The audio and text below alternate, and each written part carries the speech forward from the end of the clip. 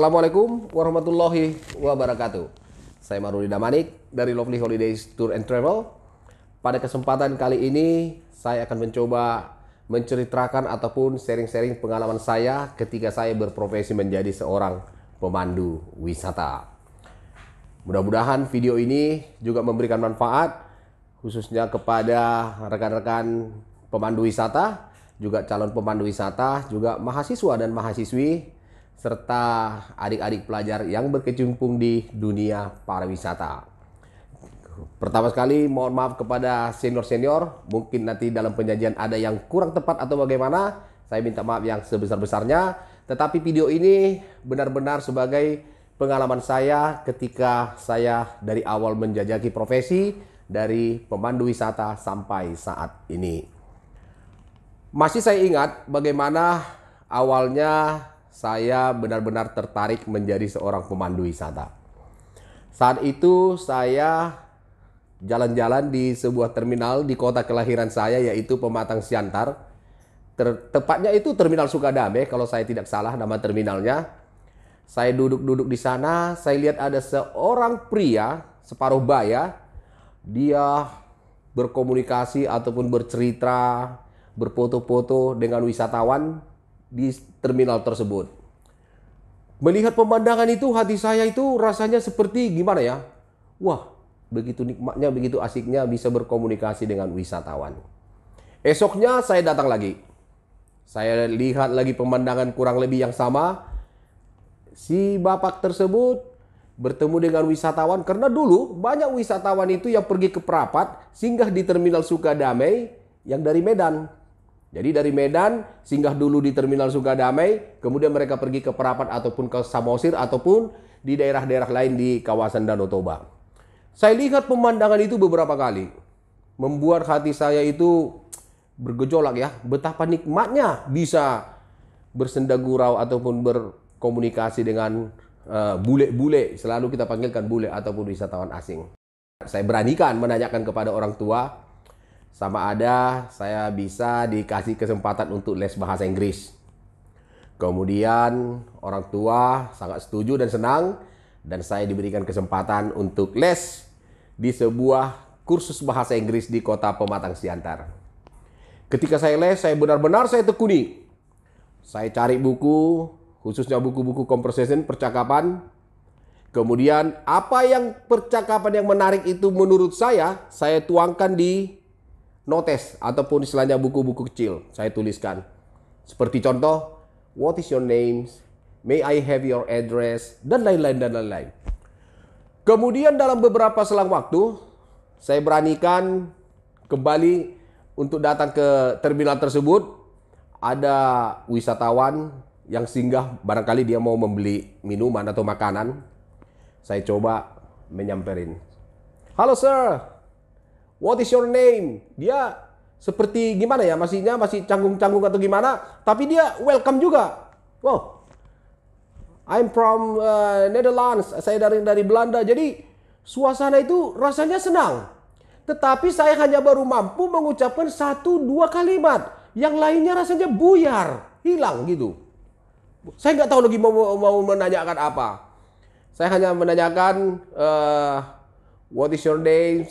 May I have your address, sir? Setelah itu saya tidak tahu lagi menceritakan atau menanyakan ke pertanyaan-pertanyaan yang selanjutnya. Dan selesai di hari itu. Dan begitulah saya lakukan dalam beberapa kesempatan. Saya pergi ke terminal tersebut. Saya berpraktis ria. Ketika saya jumpa dengan wisatawan, saya sudah mulai membawa notes-notes untuk saya tanyakan alamatnya. May I have your address? Baru kemudian nanti dikasihnya, ditulisnya alamat, segala macam. Dan itu terulang terus. Sehingga saya memiliki rasa self-confidence, percaya diri bertemu dengan wisatawan. Ketika mereka datang, sudah mulai nambah perbendaharaan kalimat-kalimat saya tanyakan. Ada menanyakan di mana alamatnya, siapa namanya, kira-kira bagaimana dengan keluarganya, bagaimana pandangan mereka tentang objek wisata yang ada di Indonesia. Semua yang saya pelajari, saya seperti istilahnya mengopek itu kalau nggak salah ya. Saya lihat, kemudian saya tanyakan. What do you think about the scenery of Indonesia? Nah, kira-kira bagaimana pandangan Anda tentang tentang istilahnya objek wisata yang ada di Indonesia? Mereka semua mulailah. Nah, kemudian setelah itu saya lulus dari sekolah menengah atas dari Kota Pematang Siantar. Saya minta kepada orang tua kiranya saya diberikan kesempatan untuk melanjutkan kuliah di bagian pariwisata. Karena pada saat itu pariwisata itu belum begitu populer ya. Ya nampaknya orang tua melihat kekuatan saya ini cukup kuat di bidang pariwisata dan mereka menyetujui dan saya uruskan semuanya sampai akhirnya dari pendaftaran dan akhirnya saya diterima di salah satu akademi yang cukup ternama saat itu di Kota Medan, yaitu Akademi Pariwisata dan Perhotelan Dharma Agung. Saya mulai kuliah di sana. Wah, jadi saya benar-benar merasakan bagaimana nikmatnya di industri ataupun di dunia pariwisata. Yang paling saya ingat pada saat itu adalah ketika saya balik ke Siantar, saya masih ingat itu nama busnya itu PMH, itu Persatuan Motor Horas kalau tidak salah kepanjangannya. Saya tidak akan naik bis itu kalau bulenya tidak ada ketika saya pulang ke Siantar. Jadi saya hanya akan naik bis itu kalau saya lihat itu ada bule naik, kemudian langsung saya naik. Saya usahakan juga saya paling tidak di dekat ataupun di samping persis daripada bule itu. Tujuannya adalah agar saya bisa berpraktis dengan si wisatawan. Dan itu saya lakukan. Ketika saya pulang dari tempat kosan di Medan ke Siantar, saya lihat ada bule masuk, saya duduk dan saya mulai belajar. Saya mulai praktis bahasa Inggris. Dan mulai vocabulary-nya sudah semakin menambah. Saya sudah menanyakan pertanyaan-pertanyaan yang umum. What do you think about the Lake Toba? Banyak pertanyaan-pertanyaan yang saya tanyakan pada saat itu. Sehingga bertemu dengan wisatawan itu sudah menjadi sebuah pertemuan yang cukup biasa bagi saya. Dan itu berulang beberapa waktu. Ada seorang turis yang saya ingat persis, itu dari Italia. Ketika saya bersama dengan dia di sebuah bus, kemudian kami tiba di Terminal Sukadamai karena mereka harus melanjutkan perjalanan ke Parapat dan saya harus kembali ke rumah. Ada satu wise word yang menurut saya kata-kata mutiara bagi saya itu, tapi kata-kata itu menjadi inspirasi yang sangat berarti buat saya hingga hari ini. Kenapa? Saya tanyakan pada saat itu adalah, is it possible for me to have or to own a travel agency? Apakah mungkin bagi saya untuk memiliki sebuah travel agency? Saya katakan pada dia saat itu dan dijawabnya dengan satu kalimat, everything is possible in this life. Apapun mungkin dalam hidup ini katanya. Jadi itu menjadi sebuah inspirasi. Wah, mungkin suatu ketika saya akan bisa memiliki travel agent. Suatu ketika mungkin saya bisa jadi pemandu wisata. Suatu ketika mungkin saya bisa bekerja di sebuah travel agency. Everything is possible in this life. Dan ini menjadi sebuah kekuatan kalimat bagi saya hingga hari ini. Itu pengalaman saya yang saya sangat senang ketika saya menemani wisatawan ataupun turis dari Medan ke Pematang Siantar. Kemudian ada satu lagi wisatawan, ini saya ingat persis, dia wisatawan dari Denmark. Dia mau pergi ke Samosir. Saya cerita mulailah saya bercerita. Ya, would you mind telling me about your country? Istilahnya ceritakan tentang negara Anda. Baru saya ceritakan juga Lake Toba is a beautiful lake, one of the what we call that the largest lake in Southeast Asia. Mulailah apa yang saya hafal-hafalan waktu kuliah juga saya sampaikan kepada dia. Kemudian yang saya sampaikan pada dia adalah, apakah Anda mau singgah dan tidur di rumah saya sebelum Anda pergi ke Samosir? Wah, dia terperanjat. Sepertinya dia senang. Dan pada akhirnya dikatakannya, oh ya, kami mau. Kami senang kalau kami singgah di Siantar, tinggal di rumah kamu, dan nanti untuk satu malam, besoknya kami melanjutkan perjalanan ke Samosir. Saya pun langsung merasa bangga dan senang sekali. Kemudian saya bawa bule itu ke rumah. Tapi sebelum saya bawa ke rumah, orang-orang satu kampung sudah melihat. Karena bisa kita bayangkan kalau kita berteman dengan bule, rasanya itu wibawa kita itu naik. Rasanya kita itu seperti orang hebat. Walaupun mereka pakai backpack pada saat itu, tapi saya bawa mereka ke rumah. Kemudian saya bawa mereka ke rumah, saya perkenalkan, ini orang tua saya, ini begini, ini begini, ini begini. Semuanya saya terangkan. Kemudian saya terangkan juga kultur, bagaimana kira-kira kultur, cara memasak, mandi, dan lain-lainnya di rumah.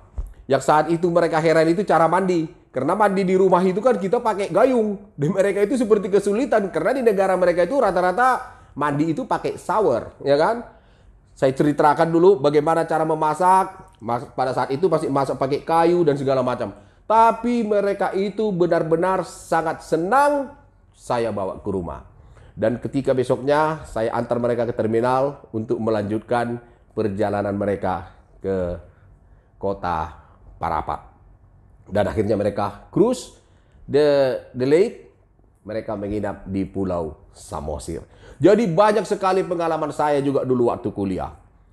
Saya juga jalan ke Jalan Ahmad Yani di kota Medan. Bisa nanti kita duduk-duduk pura-pura mau melihat bule. Kalau ada bulenya baru kita datang, baru kita pesan minum, baru kita coba komunikasi. Jadi ini semua merupakan kesan yang luar biasa. Tekad yang kuat untuk melanjutkan semua apa di dalam keinginan itu akan menjadi sebuah kekuatan kepada kita semua. Demikianlah perjalanan saya jalani hampir kurang lebih beberapa tahun saya kuliah. Dan di semester 5 saya memberanikan diri datang ke sebuah travel agency yang ada di kota Medan. Saya sebut saja namanya adalah Mutiara Holidays. Saya datang ke sana, saya mencoba melamar untuk menjadi seorang pemandu wisata. Itu saya masih di semester 5. Saya datang, kemudian saya bertemu dengan tour manajernya saat itu Bang Pangeran Dwi Mogor. Beliau mentes saya dalam bahasa Inggris. Kemudian menanyakan sekitar wawasan-wawasan tentang pariwisata. Saya sampaikan kalau saya juga sudah biasa bertemu dengan wisatawan dan sudah pernah bersama dengan wisatawan walaupun sebatas perjalanan dari kota Medan ke kota Pematang Siantar. Dan beliau menyatakan saya diterima menjadi pemandu wisata di perusahaan tersebut. Wah, ketika saya disampaikan oleh beliau bahwa saya diterima menjadi pemandu wisata, itu rasanya hidup saya itu benar-benar sangat senang sekali. Membayangkan saya masih kuliah di semester 5 tetapi saya sudah benar-benar dianggap menjadi bagian ataupun pemandu wisata di perusahaan tersebut. Rasanya apa yang saya mimpikan dari mulai dari sekolah dulu mulai terwujud satu persatu. Dan saya mengurus lisensi, karena dulu kalau menjadi pemandu wisata, kita harus mengurus lisensi. Saya mengikuti latihan yang diselenggarakan oleh pemerintah provinsi, dan saya mendapatkan lisensi guide berbahasa Inggris, ataupun English Speaking Guide. Kemudian saya pegang lisensi ini akan menjadi sebuah rasa percaya diri yang sangat luar biasa pada saat itu. Kemana-mana saya tunjukkan ini, tetapi saya memang belum pernah menghandle tamu secara resmi dari perusahaan. Tetapi kalau saya jumpa dengan bule, saya sudah sampaikan, I am an official tourist guide, don't worry. Saya adalah pemandu wisata resmi, karena saya sudah tunjukkan lisensi guide berbahasa Inggris. Jadi mereka pun lebih percaya. Semakin sering saya praktis. Kemudian, satu ketika ini tidak akan bisa saya lupakan. Saya dihubungi dari perusahaan untuk datang ke kantor. Kemudian saya datang ke kantor, saya katakan ada kira-kira apa yang bisa yang saya lakukan. Mereka mengatakan besok kamu bawa tamu dari Jakarta. Tamunya dijemput di hotel, kemudian bawa ke Danau Toba. Ditunjukkan surat jalan, ditunjukkan program, dan ditunjukkan semua yang berkenaan dengan acara perjalanan. Saya tentu merasa shock. Kenapa? Karena saya belum pernah membawa tamu secara resmi dari perusahaan. Nah, saya katakan kepada pimpinan saya pada saat itu, Bang Pangeran, bahwa saya belum mampu, Bang. Karena ini saya perlu latihan lagi, mungkin ikut dengan beberapa grup. tapi dikatakan ini mendesak karena tamunya sudah ada di hotel dan pemandu wisata kita semua pada jalan, jadi kamu yang harus membawa ini. Tapi saya yakin kamu bisa. Ketika beliau menyatakan seperti itu, saya katakan mungkin ini adalah kesempatan pertama saya untuk handle tamu secara resmi dari perusahaan. Saya ambil itu surat jalan, saya pergi ke kosan, saya pelajari itu baik-baik semua. Malam itu saya pastikan saya tidak tidur nyenyak. Kenapa? Saya hanya berpikir gimana besok. Gimana besok? Nah, terus informasi ini gimana? Karena kenapa? Menghandle tamu yang secara ya mungkin kita sudah pernah bertemu dengan wisatawan, dengan turis, dengan bule, dengan tamu yang secara resmi dari perusahaan itu berbeda. Tentu berbeda. Malam itu saya persiapkan secara benar. Saya pelajari buku tentang Danau Toba, tentang Pulau Samosir, tentang desa Sialagan, Tomok, Tuk-Tuk, dan lain-lain. Saya pelajari. Pematang Purba semua saya pelajari. Sampai ke Simalungun, sampai karena kembalinya dari Medan. Programnya 3 hari 2 malam pada saat itu. 1 malam di Samosir, 1 malam di Brastagi, kemudian kembali ke Medan. Kemudian paginya saya sudah standby di hotel untuk bertemu dengan tamunya. Ketika saya jumpa dengan tamunya, saya tahu beliau itu adalah tamunya, kemudian saya sapa. Selamat pagi Pak, saya pemandu wisata Anda dari perusahaan kami, gini. Disampaikan oleh beliau, oh ya bagus, terima kasih. Kemudian beliau memberikan kartu nama, ini kartu nama saya. Kemudian saya baca, namanya adalah Bapak Suroso. Bapak Suroso, beliau saya lihat petinggi daripada satu penerbangan yaitu Merpati Airlines. Manajer atau district manager kalau tidak salah. Membaca kartu nama ini, jantung saya pun hampir mau copot. Kenapa? Perdananya saya membawa tamu penting. Sementara saya sendiri belum pernah jadi pemandu wisata secara resmi dari perusahaan. Waduh, gimana? Saya takut, yang saya takutkan, aduh gimana, itu komplain. Tapi saya sampaikan kepada beliau, Pak Suroso, baik, saya pemandu wisata Anda, transportasi kita sudah kita siapkan, keluarga Bapak ini semua, oke, kita akan melakukan perjalanan ke Danau Toba sesuai dengan program yang sudah diaturkan dari kantor. Tetapi Pak Suroso, pertama sekali saya sampaikan kepada Bapak, minta maaf yang sebesar-besarnya bahwa hari ini masih perdana buat saya menghandle tamu dari perusahaan. Jadi mungkin nanti ada kekurangan, ada kelemahan-kelemahan atau bagaimana, saya minta maaf yang sebesar-besarnya. Pak Suroso mengatakan, tidak ada masalah. Yang penting kamu jaga, kamu baik, ini semua cukup katanya. Jadi saya bawa beliau jalan, dari pertama saya arahkan tasnya semua segala macam, pergi berjalan. Karena kita menjadi pemandu wisata ini kadang-kadang kita anggap mudah berbicara begitu. Ternyata tidak. Kita akhirnya jadi lebih banyak diam gitu. Kenapa? Masih banyak hal-hal yang mungkin belum tumbuh ya, belum istilahnya keluar secara spontanitas atau bagaimana. Tetapi pelan saya mulai berceritakan, oke Pak Suroso, kita akan singgah di kota Pematang Siantar. Ini adalah salah satu kota nomor 2 terbesar di Sumatera Utara. Kita akan singgah, pada saat itu kita singgah ada di Toko Paten kalau tidak salah, untuk membeli oleh-oleh tempat istilahnya yang ada di sana, kacang tumbuk dan yang lainnya. Kemudian Pak, kita akan aturkan makan siang Bapak nanti di sini. Kemudian kita ke Danau Toba Pak. Nah nanti dari Danau Toba kita langsung menyeberang, kita akan menginap di Pulau Samosir. Oke, kata Pak Suroso. Keluarga Pak Suroso ini baiknya minta ampun. Dia tidak rewel, tidak cerewet. Yang penting mereka itu terjaga dan nyaman. Ketika sampai di Pulau Samosir, kita saat itu cruise langsung ke desa Ambarita dan Tomok. Jadi kita jalan. Saya sendiri secara jujur sudah mungkin pernah ke daerah itu, tetapi tidak begitu familiar tempat itu. Jadi dengan berbagai teknik saya berkomunikasi dengan masyarakat lokal dengan mempergunakan bahasa Batak. Nah, di dia tempat nih on gitu. Jadi mereka bilang di sana. Tapi dengan cara-cara mimik yang bagaimana, akhirnya saya sampai ke objek wisata di Ambarita, yaitu kursi persidangan yang terbuat dari batu. Dan saya lihat, saya terangkan sesuai dengan buku yang sudah saya pelajari, bahwa di desa Ambarita ada kursi batu yang dulu digunakan raja, mereka diskusi dan yang lain-lainnya. Di sana juga ada tempat pemancingan kepala yang dilakukan oleh begini. Semua saya jelaskan secara baik. Walaupun mungkin tidak terlampau profesional. Kemudian kami lanjutkan perjalanan sampai ke Tomok. Dari Tomok baru kita menginap di Pulau Samosir. Jadi mereka pun berehat, istirahat dan bagaimana. Kemudian acara bebas di hotel sampai makan malam di hotel. Ketika mereka check-in, saya langsung karena di sana lazimnya dikasih penginapan untuk apa? Untuk pemandu wisatanya. Rasanya itu saya melakukan sebuah pekerjaan yang artinya di hari pertama selesai dan tamunya tidak ada komplain sama sekali. Tamunya senang di hari pertama itu. Kemudian selanjutnya di hari kedua, saya sapa mereka pagi, saya sudah datang duluan. Apa kabar Pak Suroso? Selamat pagi Pak. Bagaimana tidur Bapak, istirahat Bapak? Bagaimana Danau Toba? Mereka mengatakan, wah happy, kami senang, Danau Toba cantik, indah, ini hotelnya juga oke dan segala macam. Kemudian kami lanjutkan perjalanan kami.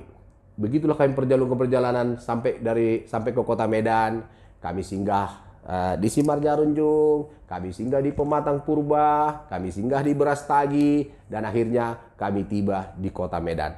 Karena paket perjalanan hari itu kita antar kembali beliau ke hotel. Kemudian setelah di hotel, saya sampaikan kepada beliau, Pak Suroso, saya benar-benar minta maaf. Saya benar-benar belum bisa memberikan pelayanan yang terbaik. Begitu juga informasi-informasi, tetapi beliau mengatakan, kamu hebat. Kenapa? Kenapa Pak? Karena kamu secara awal berterus terang bahwa kamu baru pertama memulai pekerjaan ini. Karena tidak sedikit orang yang berpura-pura sudah pintar, berpura-pura sudah profesional, padahal dia masih baru pemula. Di situ hebatnya. Saya juga merasa, wah, untung saya berterus terang kepada beliau. Dan beliau menitipkan tips dalam amplop kepada saya sebagai rasa terima kasih kami karena keluarga kami merasa senang dan bahagia. Perjalanan kami walaupun singkat di Danau Toba, tapi kami merasa benar-benar sangat senang sekali. Jadi diberikan beliau tip kepada saya, dan tipnya itu saya buka di kos-kosan dan saya merasa senang. Beliau juga menitipkan tip kepada supir dan saya sampaikan kepada supir. Jadi ini adalah tamu perdana yang saya handle ketika saya dipercayakan menjadi pemandu wisata di perusahaan tersebut. Dan ini tidak akan pernah saya lupakan di dalam hidup saya. Ada yang saya dapatkan dari sini adalah kita perlu berterus terang. Jadi ketika saya juga dipuji oleh Pak Suroso, yang dikatakan oleh beliau, yang saya simpatik salah satunya adalah, kamu berterus terang kalau ini kamu tamu perdana. Kamu baru pertama melakukan pekerjaan kamu. Walaupun bagaimana, pekerjaan kamu juga bagus, tapi kamu berterus terang, itu bagus, kata beliau kepada saya. Dan ini sampai di rumah rasanya saya itu gimana ya? Luar biasa karena saya bisa menyelesaikan pekerjaan ini secara baik dan profesional. Kemudian esoknya saya langsung pergi ke kantor, saya tuliskan report, ini semua voucher-voucher saya kembalikan, dan di situ ada, biasa kita ada statement atau komen, kita katakan istilahnya apa yang menjadi komentar daripada tamu. Di situ beliau mengatakan excellent ataupun pelayanan bagus. Saya tunjukkan ini kepada manajer, dilihat manajer, dan manajer tersenyum mengatakan tamu perdana kamu bagus. Mudah-mudahan akan ada tamu-tamu menyusul buat kamu Maruli, katanya. Saya sangat senang sekali pada saat itu. Kemudian saya balik ke rumah, ke tempat kosan, dan wah, rasanya itu melakukan pekerjaan perdana ini dengan baik dan profesional. Rasanya itu seperti gimana ya? Susahlah dikatakan dengan kata-kata. Hanya perasaan yang terluap pada saat itu. Saya seperti senang. Terima kasih karena saya akhirnya diberikan kepercayaan untuk membawa tamu dari perusahaan. Terlebih tamu itu adalah salah satu orang penting. Nah, jadi ini orang penting. Nah, jadi saya telepon orang tua, telepon keluarga, saya katakan bahwa saya sudah membawa tamu dan sukses, begini, dan mereka pun ya senang dan bahagia mendengar istilahnya pengalaman perdana saya ini. Jadi ini kurang lebih pengalaman perdana saya ketika saya menjadi pemandu wisata di sebuah perusahaan. Jadi program ini sengaja kami lakukan untuk memberikan pengalaman-pengalaman, juga motivasi-motivasi khususnya kepada pihak-pihak yang berkecimpung di industri pariwisata ataupun di dunia pariwisata. Yang diharapkan video ini akan memberikan manfaat tentunya. Ada mungkin hal-hal yang kita anggap baik, mari kita ambil. Yang kurang baik barangkali bisa kita abaikan. Tapi masih banyak lagi cerita-cerita, pengalaman-pengalaman yang akan saya sharing kepada Anda semua. Untuk next video apa kira-kira? Saya akan menceritakan juga, perusahaan juga menghubungi, suruh ambil surat jalan. Minggu depan ada tamu dari Malaysia, grup kamu yang bawa. Wah, membawa wisatawan dari mancanegara rasanya seperti apa? Karena saya belum pernah pengalaman untuk itu. Saya katakan siap, saya akan berusaha semaksimal mungkin. Dan saya ceritakan kepada Anda nanti, tamu perdana saya yang ke Malaysia ini, mereka mengundang saya ke Malaysia. Saya tinggal 1 bulan di Malaysia, mereka bayar paspor, mereka bayar semuanya, bawa jalan-jalan ke Singapura dan segala macam. Itu sangat luar biasa. Anda harus tunggu cerita itu. Ini cerita sangat mengesankan. Itu yang dapat saya sampaikan pada kesempatan yang baik ini. Jangan lupa untuk like, share, subscribe, atau komen atau apa-apa aja video kami ini. Mudah-mudahan video ini memberikan manfaat kepada kita semua. Kira-kira sampai di sini dulu pada saat ini. Sampai jumpa di lain kesempatan. Assalamualaikum warahmatullahi wabarakatuh. Horas.